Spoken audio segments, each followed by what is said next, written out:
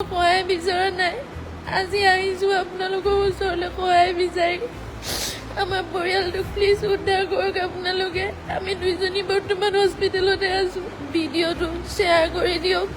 মই বহুতৰ লগত কণ্টেক্ট কৰিব চেষ্টা কৰিছোঁ, কিন্তু কাৰো লগত মই একো কৰিব পৰা নাই, সহায় পোৱা নাই। মোৰ বেলেগ একো উপায় নাই কাৰো লগত কণ্টেক্ট কৰিব পৰাকৈ। নমস্কাৰ, মই শৰ্মিলা মহন্ত। মই অংকিতা মহন্ত। ভণ্টি আছে মোৰ লগত। আজি আমি এটা বিশেষ কথাৰ কাৰণে, আচলতে বিশেষ কথা বুলি নহয়, অলপমান আপোনালোকৰ পৰা সহায় বিচাৰি বহুত বিপদত পৰি লাইফটো আহিছোঁ আচলতে। আমাৰ দেউতা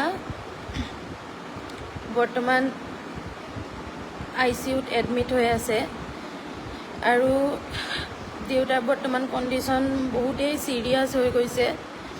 দেউতাৰ ইউৰিন ইনফেকশ্যনৰ পৰা আৰম্ভ কৰি হাৰ্টটো বৰ্তমান গোটেই ব্লক হৈ যোৱা বুলি কৈছে ডক্টৰে।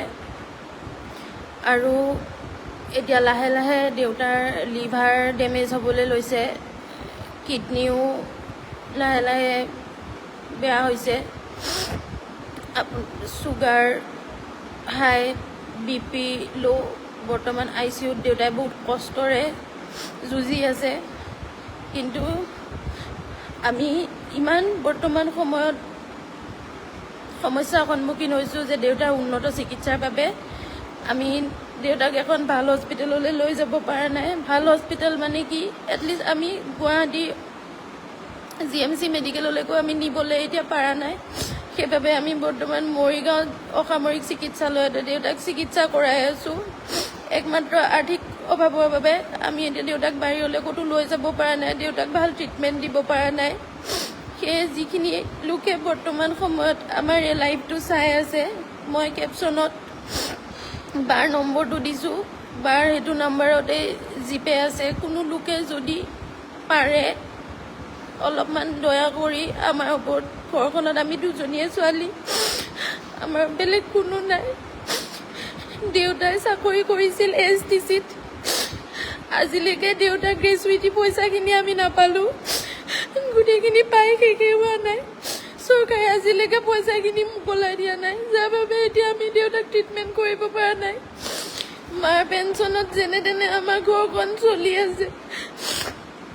যি পাৰোঁ তাকে কৰিছোঁ, কিন্তু বৰ্তমান ইয়াতকৈ বেছি কৰিব পৰাকৈ আমাৰ হাতত আৰু একোৱেই নাই। কোনো লোকে যদি পাৰে অলপমান সহায় কৰি আমাৰ পৰিয়ালটোক উদ্ধাৰ কৰক। এটলিষ্ট দেউতাৰ অলপমান ভাল ট্ৰিটমেণ্ট পালে হয়তো দেউতা আকৌ সুস্থ হৈ উঠিব। যিটো নম্বৰ আমি কেপশ্যনত উল্লেখ কৰিছোঁ, সেই নম্বৰটোতে জিপে আছে। যোনে যেনেকৈ পাৰে তেনেকৈ সহায় কৰক। আৰু কোনো লোকে কোনো ধৰণৰ সহায় কৰিব নোৱাৰিলেও এটলিষ্ট ভিডিঅ'টো শ্বেয়াৰ কৰি দিব, যাতে অইন লোকেও পায়। প্লিজ আমাৰ ওপৰত সেইখিনি সহায় কৰক। কেতিয়াও কাৰো ওচৰত আমি কোনো ধৰণৰ সহায় বিচৰা নাই। আজি আহিছোঁ আপোনালোকৰ ওচৰলৈ সহায় বিচাৰি।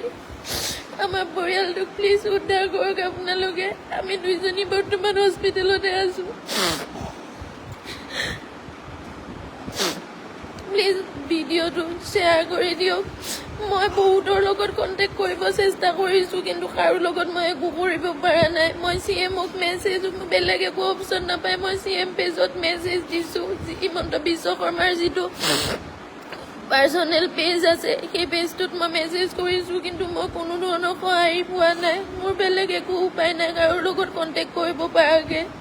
মই কাৰোবাৰ ওচৰত সহায় খুজিবলৈ কোনো ধৰণৰ একো ৰাস্তা বিচাৰি পোৱা নাই।